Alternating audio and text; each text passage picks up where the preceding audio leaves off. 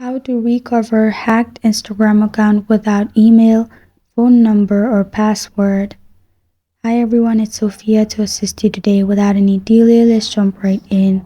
First, go to Google and type in Instagram hacked. Click on the first link that pops up. You'll find this kind of screen pop up. Click on My account was hacked. Then click on Next. Add your username. You'll find this kind of screen pop up. In here, scroll all the way down till you find was this helpful. Click on no, and then click on the solution does not work.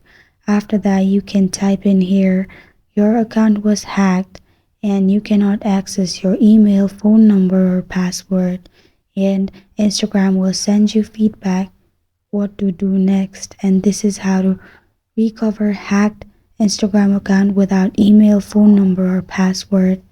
Thank you for joining me today. If this video helps you out, please leave a like and subscribe for more. Got a question or want to suggest a topic? Comment below. I'm Sophia signing off. Until next time.